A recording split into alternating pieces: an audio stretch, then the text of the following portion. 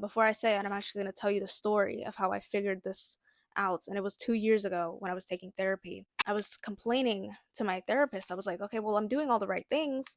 I'm journaling, I'm feeling my feelings, I'm rationalizing problems, I'm learning from my mistakes, I'm letting myself make mistakes. I remember being confused because I felt like I was doing all the right things, but I still didn't feel like I was there.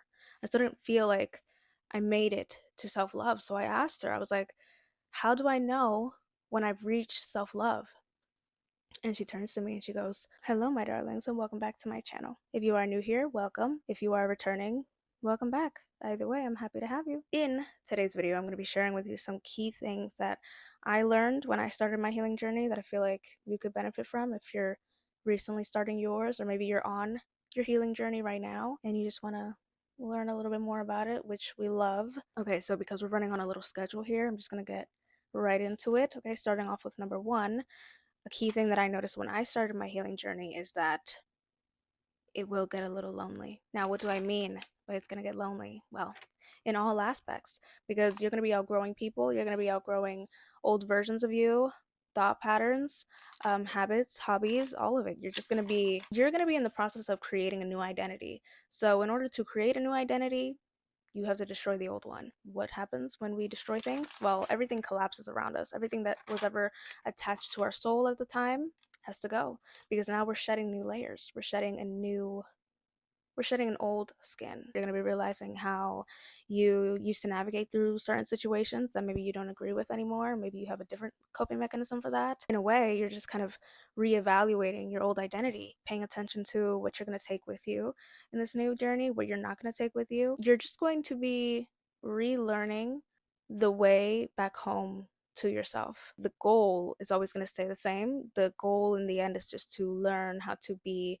more authentically yourself, staying true to yourself and becoming more and more content with your life in a way that makes sense to you, not necessarily for everyone else, because everyone's life is going to be different. That's the goal. We never change the goal, we change the approach, we change the method to get there. And I think that the method will always change, through different experiences, through how many people we meet, how many people we fall out with, how many people we create relationships with, job opportunities, things that we've missed, learning from mistakes, all of it. That's going to all change throughout this process because we're always changing, we're always learning. I'm just now learning about this, but people can experience what it's like to be in the void. And if you don't know what being in the void means, it just means that you're kind of in that awkward space between an old identity being destroyed too quickly before a new identity can form. So now you're in that awkward position where you are definitely not who you used to be, but you're not exactly who you're going to be either. You're kind of in that weird construction mode. And apparently, this is supposed to feel very neutral, very relaxing. I don't know. For me, anytime I've ever kind of experienced some identity crisis, I've never been calm about it. So what is this void they speak about? I don't know. I think I'm going to have to do a little deeper dive on it so I can share it with you guys and we can determine together if we've ever experienced the void. Number two, the step backwards are part of the dance. Healing is not linear. It will never be linear. Anybody who tells you that, anybody who tells you that you're only ever going to go forward, you're only ever going to go in one direction, is telling you a lie. I'm sorry, but it's just not true. Sometimes our choices rely on our capacity to survive that day. Because we are humans and we experience very real, very raw emotions, we're not always going to be at 100%. So don't expect yourself to be. I saw this quote one time where it was like, if you don't have 100% and you only have 10%, but you still give 10%, you still gave it your all. It's a very common tendency to be very hard on yourself. But, with all these goals and aspirations, we think that being human gets in the way of all of that. But I think that before you are anything else, you are always going to be human. And so to that I say, give yourself some grace. And my therapist used to tell me that all the time. I took therapy 2 years ago, and to this day, I still remind myself, okay, I'm going to give myself some grace because I'm human and humans make mistakes. Moving on to the next one. Feelings don't require fixing. Feelings require being felt. If they needed fixing, they'd be called problems instead. I used to be the type of person who would over rationalize my feelings in attempt to kind of look for a solution so that I never have to go through that feeling again, because I thought that that's what it was. I thought I was fixing it. But feelings don't need fixing. You can fix the problem, that will avoid you feeling that way again. But you can't fix the feeling. You know, once it's there, it's there. You need to feel it. You need to do something about it because feelings need outlets. And I mentioned this in my other video that I taught where I talked about journaling and stuff like that. But feelings do need outlets, or else they're going to be stuck in our body as unprocessed emotions. And that's not fun. What unprocessed emotions look like is when feelings under the surface come to the surface. So think of like a beach ball in a pool, and you just take it and you press it down, down, down, down. You can feel the resistance of the beach ball wanting to come back up. When we don't fully process our emotions and we just kind of suppress them, it becomes more intense because you're layering emotion after emotion after emotion. You're building it up within you. One minor inconvenience happens and you're just going to explode. You're going to crash because you're not just upset about what happened, you're also upset about everything else that's wrong in your life. And trust me, I know. This is my healing journey I'm talking about. The only way that you can ever properly process and feel your emotions is literally by noticing the feeling coming up and sitting in it. Don't even try to rationalize it. Don't even be like, why am I feeling this way? And try to ask yourself questions. No. If you are upset, if you are mad, only focus on being mad right now. If you are sad, only focus on being sad. And do that for as long as you feel like the feeling needs to, so that it can finally go away. And then after, you can try to rationalize it and ask yourself why you're feeling this way. But again, sometimes, if at least if you were once a person who is used to suppressing your emotions, sometimes those feelings come up in random moments. So even if you have no reason to be sad, you just start crying because you withheld tears from back when you needed to cry. And they're going to come back in the ugliest way possible. They're going to be like, well, you didn't let me express myself then, so we're going to have to do this one way or the other. You're going to learn the hard way. And when I say healing journey, journey is intentional in that sentence, okay? And this perfectly transitions into my next point. Before I say it, I'm actually going to tell you the story of how I figured this out. And it was 2 years ago when I was taking therapy. I was complaining to my therapist. I was like, okay, well, I'm doing all the right things. You know, I'm journaling, I'm feeling my feelings, I'm rationalizing problems, I'm learning from my mistakes, I'm letting myself make mistakes. I remember being confused because I felt like I was doing all the right things, but I still didn't feel like I was there. I still didn't feel like I made it to self love. So I asked her, I was like, how do I know when I've reached self love? And she turns to me and she goes, I'll let you know when I get there. I was like, there's no way. And I remember thinking, what the fuck? Because I'm being dead serious. I looked her dead in the face and I asked her this question. I thought she was being funny. I thought I was genuinely going to get a response. And years later, I realized I did. Self love is a practice that you do every single day, it's a journey that gets easier with time. That's why everybody is capable of doing it, because self love is already within us. Self love is a choice, and everybody is capable of making choices that are self loving.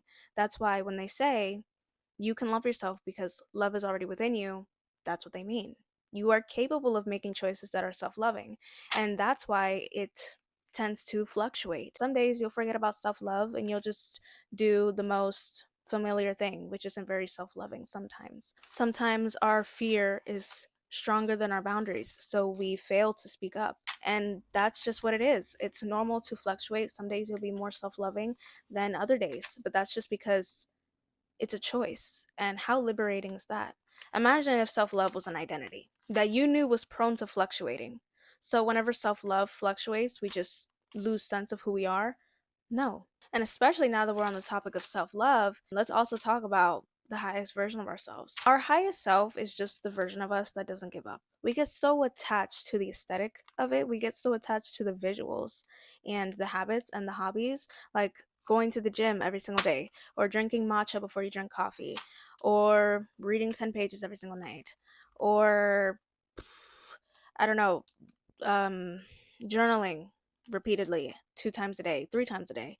We get so attached to those kinds of things that without it, we feel like we're still operating from the lowest version of ourselves, when that's simply not true. Sometimes we don't have the energy to do those kinds of things, but the idea of saying, okay, you know what? I don't have the energy to do those kind of things, so I'm just going to do something that's a little less hard on me right now.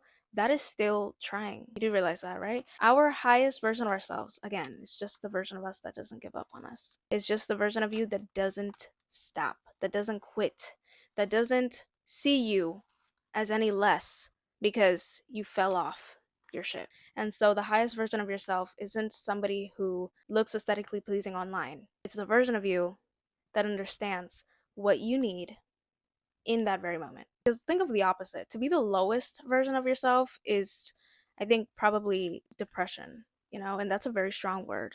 And it's very real. It's when you've given up, it's when you feel like there's no light at the end of the tunnel. That is the lowest version of you. It's not the version of you that doesn't have the mental capacity to go to the gym that morning. I promise. So you're not doing something wrong because you're exhausted, or you're not doing something wrong because you feel like you're not the highest version of yourself, when in reality, you're just comparing it to people online who have cultivated the identity of what it looks like to be on your shit, even though for everybody it's going to be different. So you might not even look like that. You can be operating from your highest self and still not look like somebody else who's operating from their highest self. The highest version of you is created and formed to cater to your needs, not anybody else's. That one to me felt a little loaded, okay, because it's something that I still struggle with sometimes, to realize that I'm human, okay? Next point.